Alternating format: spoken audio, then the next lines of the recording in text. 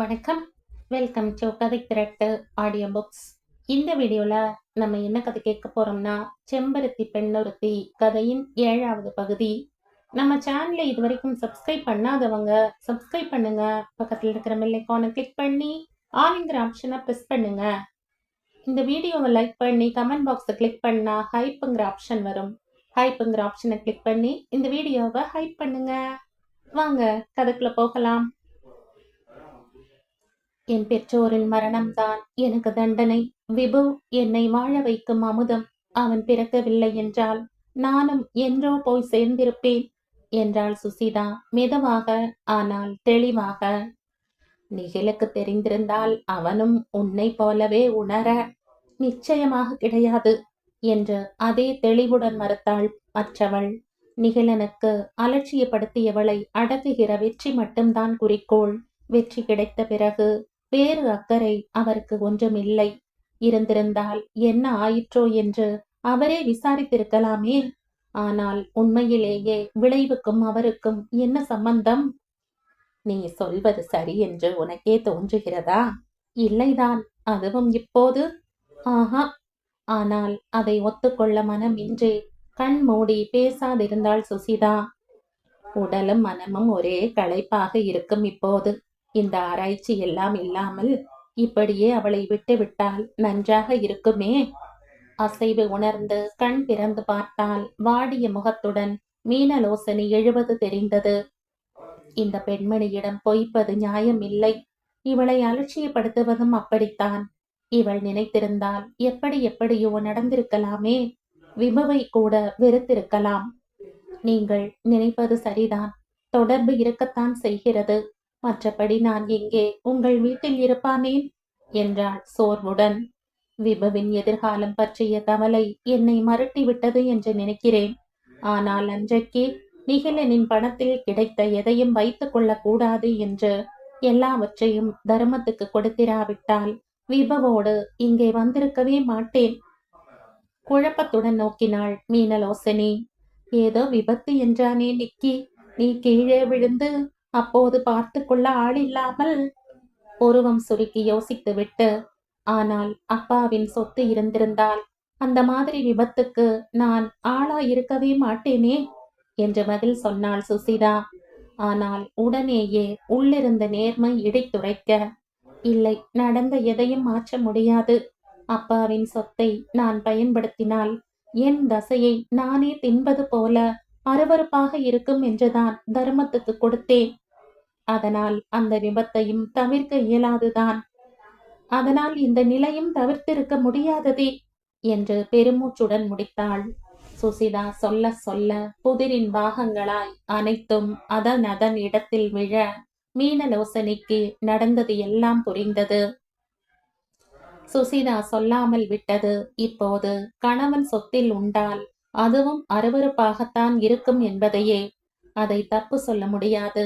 அந்த விஷயத்தில் பெண்ணுக்கு பெண்ணாய் மாமியார் மருமகளின் பக்கமே.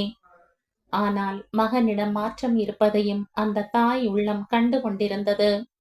ஒரு பெண்ணாக இருந்து மருமகளின் உணர்வுகளையும் அவளால் புரிந்து கொள்ள முடிந்ததால் அவளிடம் குறைபடவும் மீனலோசனையால் முடியவில்லை.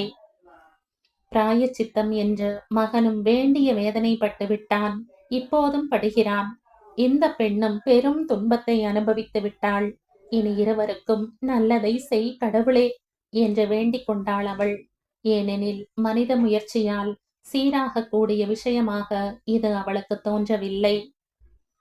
தூக்கத்தில் புரண்ட விபவை சோர்வுடன் குனிந்து சரியாக கிடத்திய மருமகளின் மெலிவு மீனலோசனையை உறுத்தியது. சோர்வும் மெலிவும் கடவுள் அருளுக்காக காத்திராமல் இது உடனடியாக கவனிக்கப்பட வேண்டிய விஷயம். யோசித்தவாறே சென்று கொண்டு வந்த உணவில் தேவையானவற்றை ஒரு கிண்ணத்தில் போட்டு பிசைந்து எடுத்து வந்தாள். மறுப்பதற்கு தயாரான மருமகளிடம், நிக்கியின் பணத்தில் சாப்பிடக்கூடாது என்பதுதானே உன் உறுதி? இதை உண்பதால் அந்த உறுதிக்கு எந்த பங்கமும் வராது. சாப்பிடு என்று சாத கிண்ணத்தை நீட்டினாள். இதை நம்புவதற்கு சுசிதா என்ன முட்டாளா? ஒருவர் என்ன சொன்னாலும் நம்புவதற்கு சுசிதா அவ்வளவு அசடாகவா தெரிகிறாள்? மீனலோசனி வீட்டிலிருந்து வரும்போது கொண்டு வந்த உணவு உள்ளே கொணர்ந்து வைத்தவன் வீட்டு டிரைவர். இது வீட்டு சாப்பாடு இல்லை என்றால் யார் நம்புவார்? வரும் வழியில் ஹோட்டலில் வாங்கி வந்திருந்தாலும் அப்படித்தானே? அப்படி வாங்கி வருவதற்கு இந்த மருத்துவமனை கேன்டீனில் நிகிலன் வாங்கி தந்து உண்டிருக்க மாட்டாளா? மருமகளின் பார்வையை தளராமல் எதிர்கொண்டு, நீ எங்களை பற்றி என்ன நினைத்து கொண்டிருக்கிறாய் சுசி என்று கேட்டாள் மீனலோசனி. நாங்கள் வீட்டுச் செலவுக்கு நிக்கியிடம் பணம் வாங்குகிறோம் என்று உனக்கு யாரு சொன்னார்கள்? மாமா இன்னமும் செயலாகத்தானே இருக்கிறார். இரத்த அழுத்தம் சற்று அதிகம் இருக்கிறது என்று சற்று நிதானமாக இருப்பதால் எல்லாமே உன் புருஷனால் தான் நடக்கிறது என்று நினைத்தாயா? இது உன் மாமா கட்டிய வீடு. மகன் தயவில் வீட்டை நடத்துகிற நிலைமை கடவுள் புண்ணியத்தில் இன்னமும் எங்களுக்கு வரவில்லை. அதனால் தைரியமாக சாப்பிடு என்றாள். தனக்காக ஒருவர் பார்க்கிறார் என்பது இதமாக இருந்த போதும், நீங்கள் அவருடைய பெற்றோர்தானே அம்மா என்றாள் சுசிதா. கொஞ்ச நேரம் முன்னால் அத்தை என்று அழைத்தாயே, அது எனக்கு பிடித்தது, அப்படியே கூப்பிடு என்றவள் மேலே தொடர்ந்து பேசினாள். என்ன சொன்னாய்? நாங்கள் அவனுடைய அப்பா அம்மா தானே என்றா?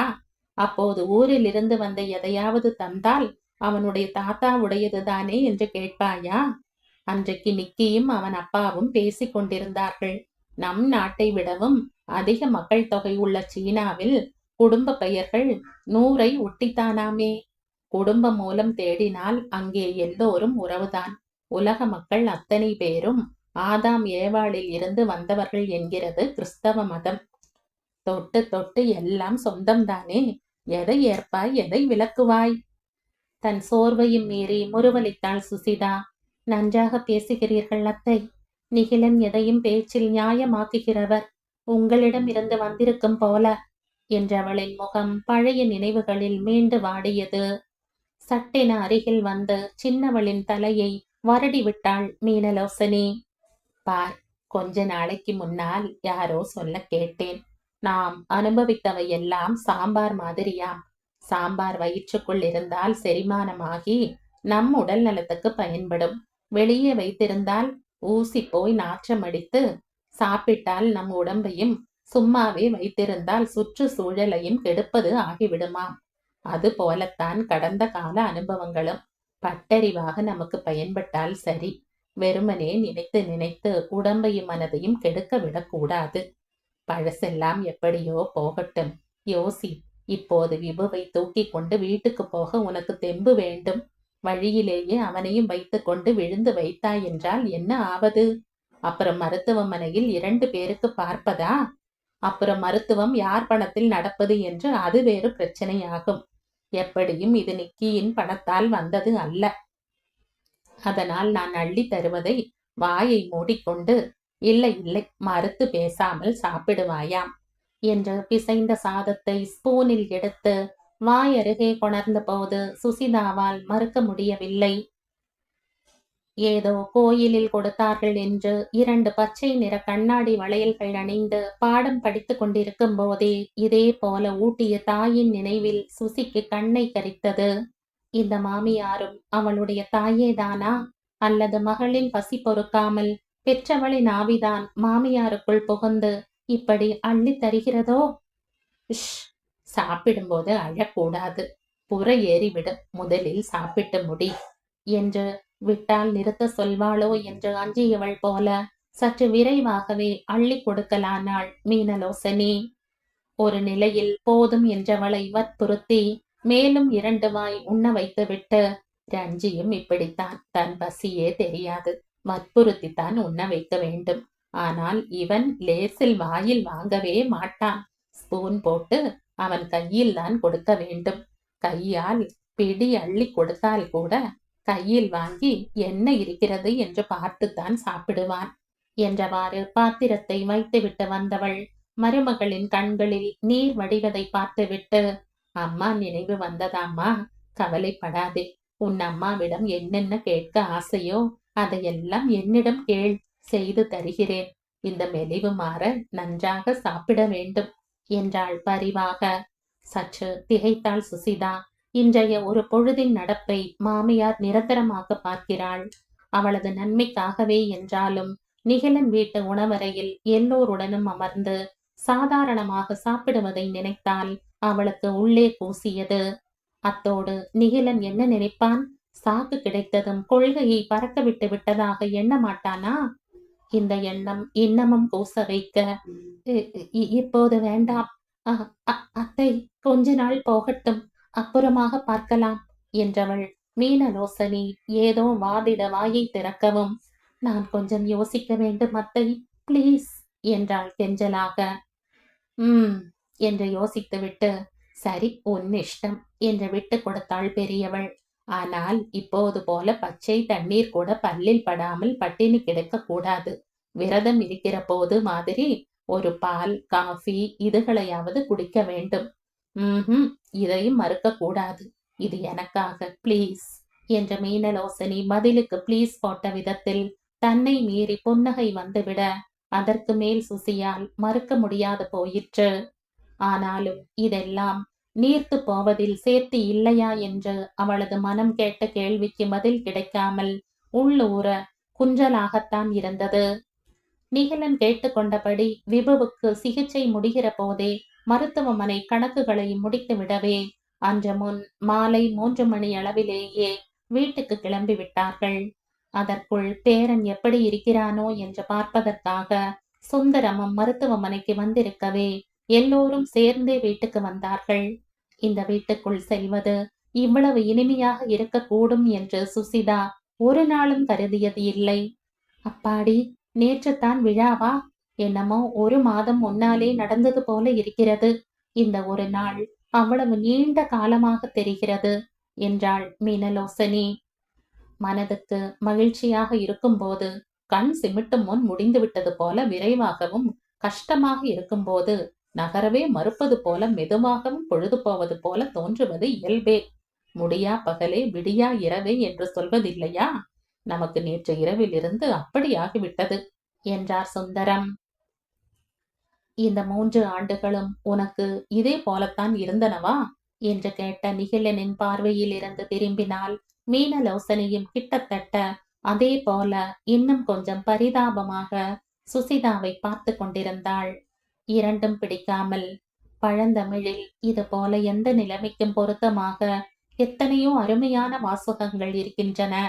ஆனால் கடந்து போன கஷ்டத்தை பற்றி நினைக்க கூடாது என்பதற்கு சாம்பாரை ஓமைப்படுத்தி இன்று அத்தை எவ்வளவு அழகாக ஒன்று சொன்னார்கள் தெரியுமா? அதை இப்போது சொல்லுங்களேன் அத்தை என்ற கவனத்தை மாமியார் மீது சுசிதா தள்ளிவிட்டாள். 2 ஆண்களும் உந்த, நானாக சொல்லவில்லை, யாரோ சொல்ல கேட்டதுதான் என்று விட்டு மீனலோசனி அதை விளக்க, ஆகா, சாம்பாரில் இவ்வளவு தெரிந்து வைத்திருக்கிறாயா? சாப்பாட்டை பற்றி நீ என்சைக்ளோபீடியாவை எழுதலாம் மீனா என்று சுந்தரம் சிலாகிக்க, என்னது என் சைக்கிளை பிடியா? உங்களுக்கு ஏது சைக்கிள்?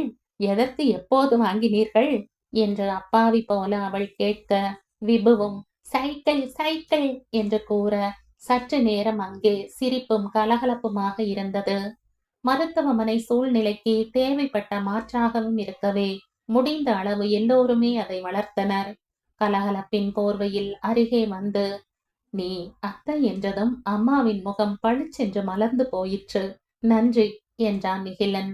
இயல்பாக வந்தது என்ற ஒப்ப மனமின்றி.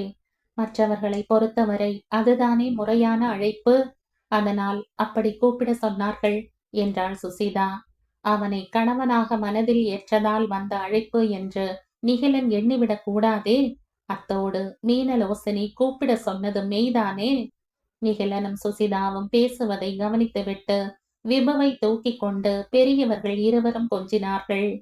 எல்லோருமாக சேர்ந்து பேசிக் கொண்டிருந்த அந்த நேரத்தில், சின்னம்மாவை பார்க்க யாரோ வந்திருக்காங்க என்று வந்தான் பணியாள். மதுரையில இருந்தாம், தில்லை நாயகம்னா தெரியும்னு சொன்னாங்க. ஓ என்று சுசிதா வாயிலுக்கு விரைய, அவளோடு கூட நடந்தபடி, உன்னையும் விபுவையும் நல்லபடியாக பார்த்தால் சந்தோஷப்படுவார் என்று விழாவுக்கு அழைப்பு அனுப்பியிருந்தேன். நேற்று வர முடியாமல் போயிற்று போல இன்று வந்திருக்கிறார் என்ற நிகிலன் வேகமாக சொன்னான். இருவருமாக தில்லை நாயகத்தை வரவேற்று உள்ளே ஹாலுக்கு கூட்டி வந்தார்கள். எல்லோருமாக சற்று நேரம் பேசிக் கொண்டிருந்தார்கள். நேற்று வைகைக்கே கிளம்பினேன். ஆனால் ரயிலை பிடிக்க முடியாமல் வேறு வேலை வந்துவிட்டது. சரிதான், இன்று வந்தால் சாவகாசமாக பேசிக் கொண்டிருக்கலாமே என்று நினைத்து கிளம்பிவிட்டேன் என்றார் பெரியவர். எப்படியோ சற்று நேரத்தில் பார்த்தால் சுசிதா மட்டுமாக இருந்து தில்லை நாயகத்தோடு பேசிக் கொண்டிருந்தாள். நல்ல மனிதர்களாக தெரிகிறது. உன்னோடு தனியே பேச இடம் தந்து எப்படி விலகி போனார்கள் பார்த்தாயா? கூடவே விபுவை எல்லோரும் பிரியமாக தூக்குவதை பார்த்தால் மகிழ்ச்சியாக இருக்கிறதம்மா. ஆனால் நீதான் இன்னும் சரியாக காணாம் போல தெரிகிறது என்று கேள்வியாக நோக்கினார் பெரியவர். எப்படி சொல்கிறீர்கள்? இன்னமும் வேலையை விட காணோமே. சும்மா இருக்கும் மனம் சாத்தானின் உலைக்களம் என்பீர்களே அங்கிள். சோம்பி சும்மா வீட்டில் கிடப்பது சரியில்லைதானே என்று சமாளித்தாள் சுசிதா. வீட்டிலே சோம்பி கிடக்காமல் கருணையோடு செய்வதற்கு எத்தனையோ தன்னார்வ தொண்டுகள் இருக்கின்றன சுசிமா. ஆனால் இன்னோர் ஏழை பெண்ணின் வாய்ப்பையும் பிழைப்பையும் பறிப்பானேன்?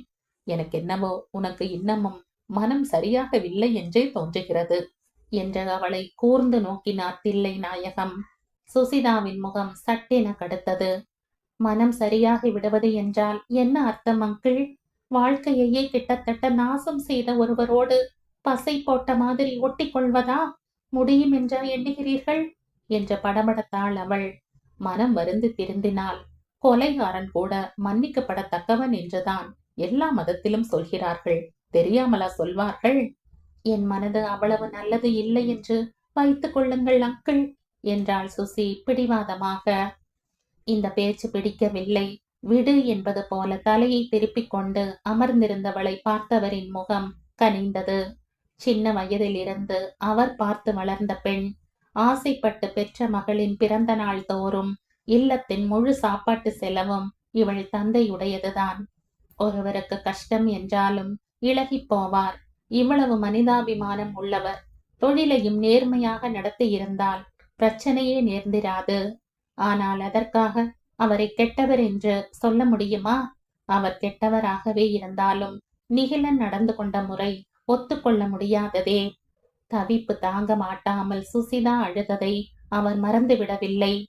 ஆனால் மனதில் கருணையை வளர்த்து கொண்டிருந்த அவருக்கு மன்னிக்க தகாத குற்றம் எதுவும் உலகில் இருப்பதாக தெரியவில்லை. அதிலும் தேடி வந்து பிராயச்சித்தம் செய்கிறவனை மன்னிப்பதுதானே நியாயம். ஆனால் இப்போது இவளிடம் நியாயம் பேசி பயன் இல்லை என்பது புரிய, அப்போது நான் கிளம்பட்டுமா? உன் கணவரை கூப்பிடுகிறாயா? சொல்லிக் கொண்டு கிளம்புகிறேன் என்று எழுந்தார் அவர். சட்டென கண்கள் கலங்க, என் மேல் கோபமா அங்கிள் என்று கேட்டாள் அவள்.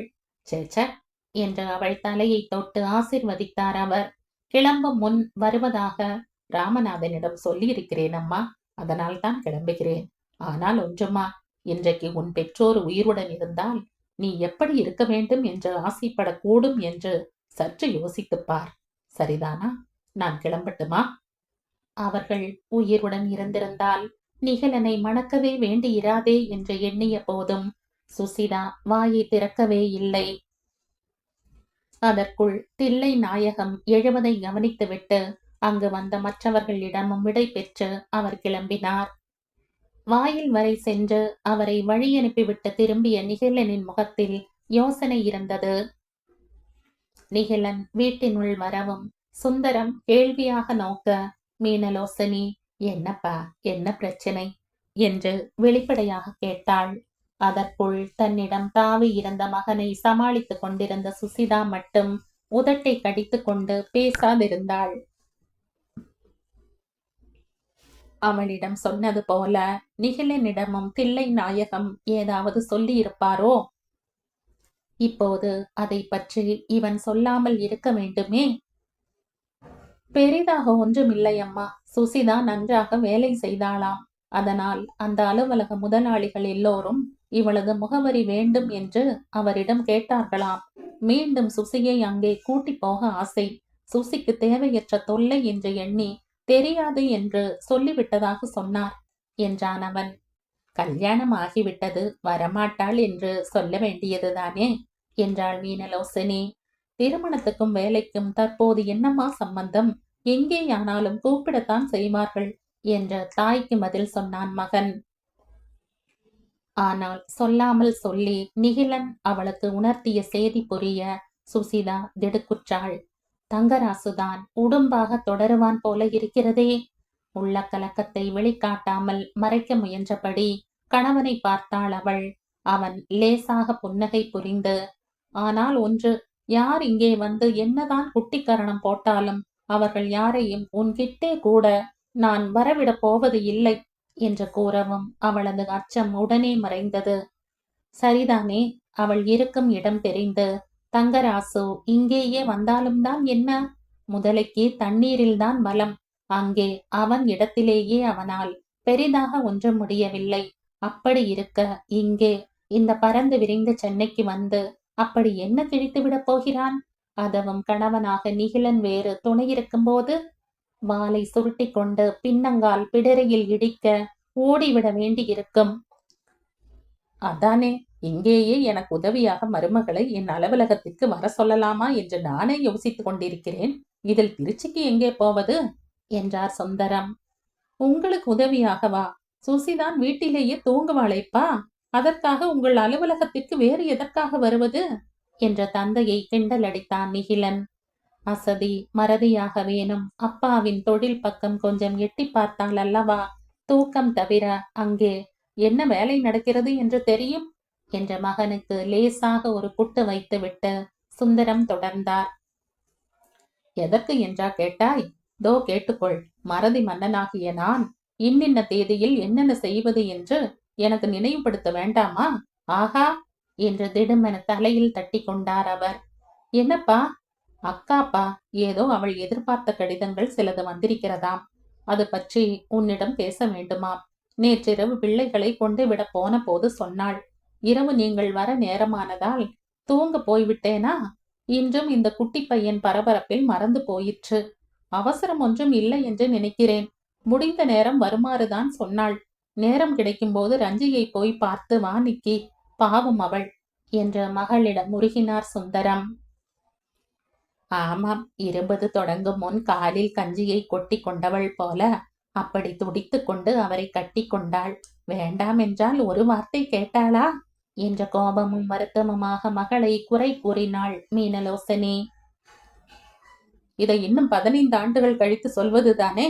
அவளை குற்றம் சொல்ல நல்ல நேரம் கண்டுபிடித்தாள். சும்மாவே கஷ்டப்பட்டு கொண்டிருப்பவளுக்கு ஆறுதலாக பேசுவதை விட்டு அவளை திட்டுகிறாயே என்று சுந்தரம் எரிச்சல் பட்டார். ஐயோ ஆமாம், என் கண்மணி அங்கே என்ன வேதனைப்பட்டு கொண்டிருக்கிறாளோ. சீக்கிரமாக அவளுக்கு ஒரு போன் போட்டு கொடுமா என்ற மகனை ஏவினாள் தாயார். பேண்ட் பாக்கெட்டில் இருந்து நிகிலன் செல்போனை எடுத்து கொண்டிருக்கும் போது, அம்மா விப்பு ஆ என்று விபு கத்தவும் மற்றது மறந்து எல்லோரும் விழுந்தடித்து கொண்டு அவனிடம் ஓடினார்கள். எல்லாம் குணமாகி விட்டதாக சொல்லித்தானே வீட்டுக்கு அனுப்பினார்கள். இப்போது வலிக்கிறது என்கிறானே குழந்தை. நீ அவசரப்பட்டாய் என்று சீக்கிரமாக பில்லை போட்டு அரைகுறை நிலையிலேயே அனுப்பிவிட்டார்களா என்ற கவலையுடன் மகனிடம் படபடத்தாள் மீனலோசனி. அப்படியெல்லாம் பண்ண மாட்டார்கள் அம்மா என்ற தாயை தேற்றியவாறு மகனை பார்த்தான் நிகிலன். மருத்துவமனையில் சரியாகத்தான் செய்வார்கள்.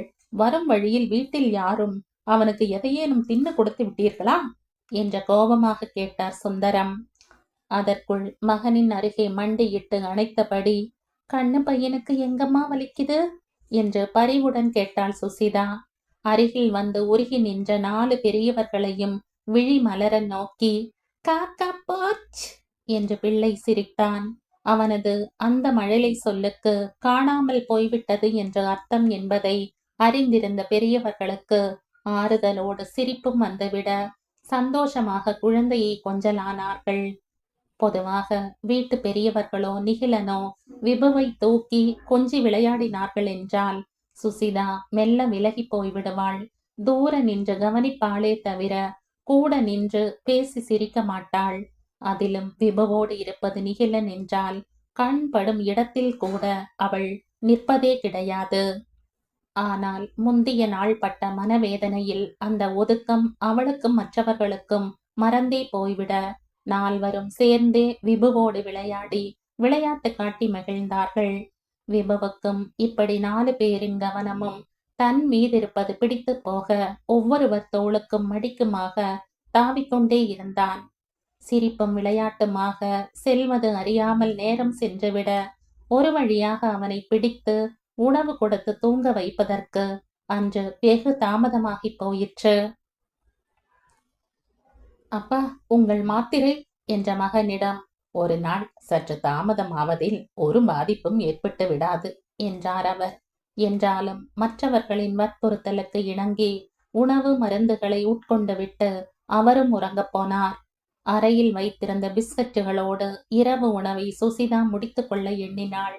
ஆனால் அந்த நேரத்திலும் ஒரு பெரிய டம்ளரில் பாலை கொணர்ந்து கொடுத்து சொட்டு விடாமல் குடித்துவிட வேண்டும். வந்ததற்கு இப்போது எவ்வளவு மெலிந்து விட்டாய் என்று மீனலோசினி கூறிய போது மறுபடியும் பெற்றவள் நினைவு வந்தது.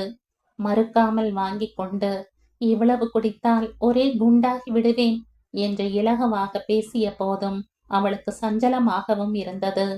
செய்கையால் அவளுடைய தாயை நினைவூட்டிய போதும் மீனலோசனி நிகிலனுடைய அன்னை அல்லவா, அவள் கையால் வாங்கி உண்பது மட்டும் எப்படி சரியாகும்? ஆதாம் ஏவாளையும் சீனர்களையும் இழுத்து அவள் என்னென்ன கதை சொன்னாலும் குழம்பியபடியே அவள் அமர்ந்திருந்த போது கதவை தட்டிவிட்டு நிகிலன் வந்தான். தூங்கிவிட்டானா என்ற மகனை பார்த்தவன், ஏதேனும் சிறு பிரச்சனை என்றாலும் தயக்கமின்றி உடனேயே என்னை எழுப்பிவிடு. நேற்றளவு முற்றவிட வேண்டாம். இன்னும் கொஞ்சம் தாமதித்திருந்தால் ஆபத்தாகி இருக்கும் என்று டாக்டர் சொன்னார் என்றான். மறுத்து பேச எதுவும் இல்லாமல். சரி என்றாள் அவள் சுருக்கமாக. தேவை உனக்கு என்றாலும் தயங்க வேண்டாம் என்றவன் அவளது பதிலுக்காக நில்லாமல் குட் நைட் உடன் வெளியேறிவிட்டான். அவளது பதிலை எதிர்பாராமல் நிகிலன் சென்றது சுசியை உறுத்தியது. பதில் சொல்ல மாட்டாள் அல்லது தேவை இல்லை என்று மறுப்பாள் என்று உணர்ந்து போயிருக்கிறான். 3 ஆண்டுகளாக யார் பார்த்தார்கள் என்றும் கேட்கலாமே. போராடாமலே தோல்வியை தவிர்த்தல் என்பது இதுதான் போலும். ஒத்துக்கொள்ள பிடிக்காவிட்டாலும் நிகிலன் கெட்டிக்காரன் என்று தோன்றியது. இதில் மட்டுமல்ல, தில்லை நாயகம் சொன்னதை பெற்றோர் அறியாமல் அவளுக்கு தெரிவித்ததிலும் திடமூட்டியதிலும் கூட பெற்றோருக்கு ஏற்ற பதிலை சொல்லாமலும் இல்லை. ஏதேது போகிற போக்கை பார்த்தால் நிகிலன் விசிறிகள் சங்கத்தில் அங்கத்தினராவதுதான் பாக்கி என்ற தன்னையே கிண்டலடித்து சுரணை கிளப்ப முயன்றவளுக்கு திடுமென சுரியில் என்றது. முந்திய இரவு நிகிலனை எழுப்ப சென்றபோது அவன் கட்டிலில் இல்லை. எங்கே என்று பதறி தேடிய போது கட்டிலுக்கு மறுபுறத்தில் தரையில் படுத்திருந்தான். முழந்தாளிட்டு அவனை உலுக்கி எழுப்பியதும் விபு என்றதும் அவன் சட்டென எழுந்து அவளுக்கு கை கொடுத்து தூக்கி விட்டதும் இப்போது அவளுக்கு நன்றாக நினைவு வந்தது. ஏன் சுகமாக அமுங்கிக் கொடுக்கும் மெத்தை பரப்பியிருந்த விசாலமான கட்டிலை விட்டு நிகிலன் ஏன் தரையில் படுத்து உறங்க வேண்டும்? பிறந்ததில் இருந்து அந்த சுகத்தில் பழகியவன் என்பதற்கு விபுவின் தொட்டிலே சான்று. எல்லாவற்றையும் தர்மத்துக்கு கொடுத்துவிட்டு இல்லத்தில் பாயில் படுத்த போது எவ்வளவு கஷ்டமாக இருந்தது. முதலில் எத்தனையோ நாட்களுக்கு சுசிதா அனுபவித்த துன்பம்தானே. பிறகு பழகி போயிற்று. அவளுக்கு வேறு வழி இல்லை. இவனுக்கு என்ன தலையெழுத்து? இதுதான் தில்லை நாயகம் அங்கிள் சொன்ன மனம் வருந்தி திருந்துவதா? பிராயச்சித்தத்தை வியாபார மாதிரி எண்ணுகிறான் என்று அவள் எண்ணியதுதான் தவறா? ஆனால் நிகிலன் என்னதான் உருகி வருந்தினாலும் அவனால் அவள் அனுபவித்த வேதனைகள் இல்லை என்று ஆகாதே. பெற்றோரின் மரண செய்தியை கேட்ட அந்த வினாடி அதே வலியுடன் நினைவு வர இதற்கு பிராயச்சித்தம் செய்ய நிகிலன் இன்னமும் பல மடங்கு வேதனை பட்டாக வேண்டும் என்று ஆத்திரத்துடன் நினைத்தாள் சுசிதா. மறுநாள் காலை உணவின் போது அன்று மாலையில் தமக்கை வீட்டுக்கு போவதால் வீடு வர தாமதமாகும் என்று பொதுவாக சொன்னான் நிகிலன். பிறகு தாயை நோக்கி, அக்காவுக்கு எதுவும் செய்து கொடுப்பது என்றால் செய்து அலுவலகத்துக்கு அனுப்பிவிடுங்கள் அம்மா என்றான் தொடர்ந்து. அப்படியே பிள்ளைகளோடு ஒரு நாள் வீட்டுக்கு வர சொல்லு. வீட்டுக்குள்ளேயே அடைந்து கிடப்பது நல்லது இல்லை என்றாள் மீனலோசனி. அன்று சம்பள நாள் என்று ஆண்கள் இருவரும் உணவு முடிந்ததும் அலுவலுக்கு கிளம்பி சென்று விட்டனர். வழக்கம் போல விளையாடினாலும் முந்திய நாளின் பாதிப்பினால் விபுவுக்கு அடிக்கடி அழுகையும் வந்ததால் மேலும் 2 நாட்களுக்கு சுசிதா லீவு போட்டிருந்தாள். பாலில் ஊறிய கார்ன்பிளாக்ஸை மகனுக்கு ஊட்டி முடித்துக் கொண்டிருந்த சுசிதா அவன் திடுமென நாற்காலியை விட்டிறங்கி பட்டாபாய் என்றபடி தோட்டத்தை நோக்கி ஓடவும், ஏய் விபு என்று அழைத்தபடி அவன் பின்னோடு ஓடி அவன் வாயை கழுவிவிட்டு அங்கேயே வைத்து விளையாட்டு காட்டலானாள். வண்ணத்து பூச்சிகளை விரட்டிய விபுவை பார்த்து ரசித்தவாறு மீனலோசனியும் தோட்டத்து பக்கமாக நடந்தாள். திடுமென கார் ஒன்று வந்து நிற்க அதிலிருந்து ரஞ்சனி இறங்கவும் அவளுக்கு ஒரே ஆச்சரியம், ஆனந்தம். ரஞ்சிமா, வாடா கண்ணு என்று மகிழ்ச்சியோடு மகளை நோக்கி விரைந்தாள். ஆனால் ரொம்பத்தான் உருகுகிறீர்களே என்றாள் ரஞ்சனி ஆத்திரத்துடன்.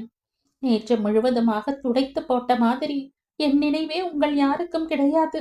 அப்பாவிடம் சொல்லி அனுப்பியும் நிக்கி என்னை எட்டி கூட பார்க்கவில்லை. காத்திருந்து காத்திருந்து அலுத்து போய் வெட்கமில்லாமல் நானே வந்த பிறகு என்ன பெரிதாக கொஞ்சல் என்று பொறுமினாள் மகள். ஓ, யாரும் வராததா? அதுமா என முன் பாட்டி என்று ஓடி வந்து காலை கட்டி கொண்ட பேரனை ஆசையாக தூக்கி கொண்டாள் மீனலோசனி.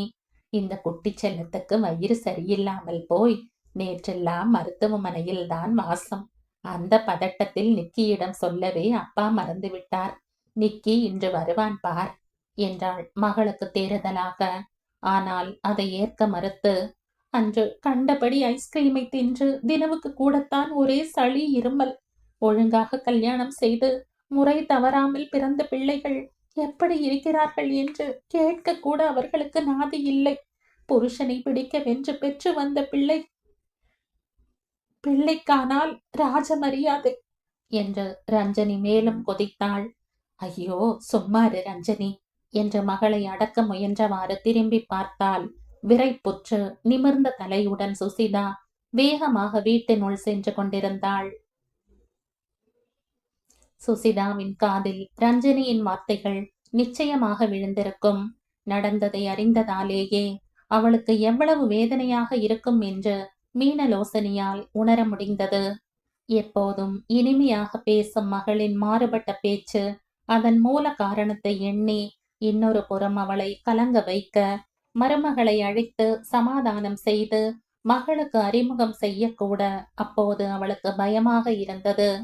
தன் சொந்த வேதனையில் உழைந்து கொண்டிருக்கும் ரஞ்சனி இன்னமும் கொடுமையாக சுசியிடம் பேசிவிட்டாள். எனவே முதலில் உள்ளே வா, வெளியே நின்று என்ன பேச்சு என்று மகளை உள்ளே அழைத்து சென்றாள். ஓடி ஓடி வந்து குசலம் விசாரித்த பழைய வேலையாட்களின் பரிவும் ஆர்வமும் ஆறுதலுக்கு பதிலாக ரஞ்சனியை மேலும் வருத்தின. ஒரு வழியாக அவரவர் வேலையை செய்யுமாறு வேலையாட்களை அனுப்பிய பின் விபுவிடமும் அவனது விளையாட்டு பொம்மைகளை விளையாட கொடுத்துவிட்டு மீனலோசனி மகளிடம் திரும்பினாள். ஆனால் அதற்குள்ளாகவே, என்னம்மா, உங்களை பிள்ளைக்கு ஆயா வேலை பார்க்க வைத்துவிட்டு மகாராணி சப்ர மஞ்சத்தில் உறங்கு போய்விட்டாளா என்று ஏளனமாக கேட்டாள் ரஞ்சனி. வியப்பும் திகைப்புமாக நோக்கி, என்ன ரஞ்சிமா இப்படியெல்லாம் பேசுகிறாய்? நீயா என்று இருக்கிறது என்று வருத்தப்பட்டாள் தாயார். சலிப்புடன் உச்சு கொட்டினாள் மகள். அப்படி என்ன இல்லாததை சொல்லிவிட்டேன். கண்ணால் பார்க்கிற நடப்பை கொஞ்சம் கடுமையாக சொன்னேன், அவ்வளவுதானே என்றாள் வெறுப்பாக. இல்லைம்மா, நீ நினைப்பது தப்பு. அவள் மேல் தப்பு இல்லை. எல்லாம் உன் தம்பியின் திருவிளையாடல்தான். சுசிதாவுக்கு இப்போதுதான் 21 வயது ஆகிறது தெரியுமா? அப்போது அவள் அறியா பெண். நீ சொன்ன மாதிரி புருஷனை பிடிக்கும் எண்ணம் என்றால் பிள்ளை உருவானதுமே பிறந்ததுமோ சொல்லி இருக்க மாட்டாளா?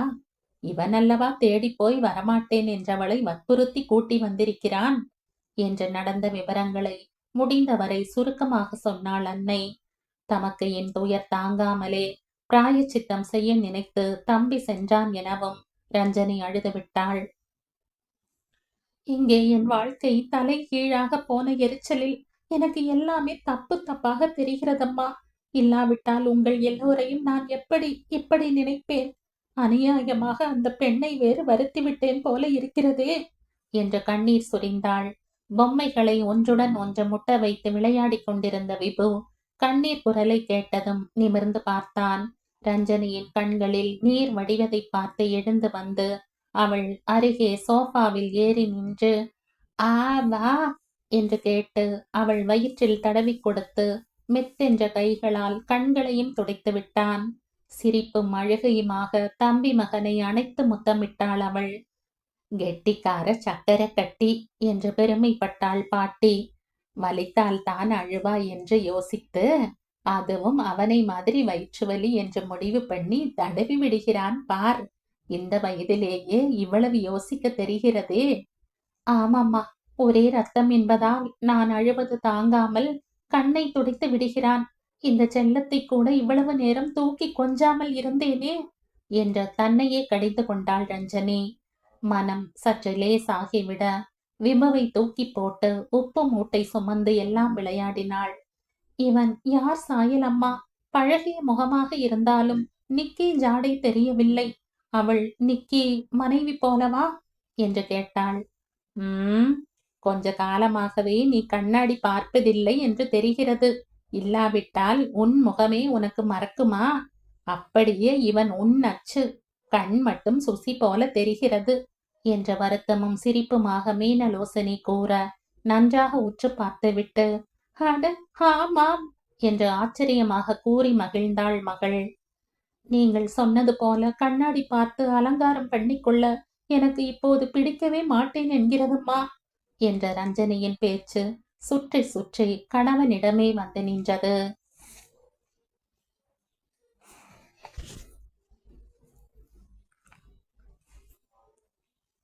இந்த கதையின் தொடர்ச்சியை அடுத்த பதிவில் கேட்கலாம்.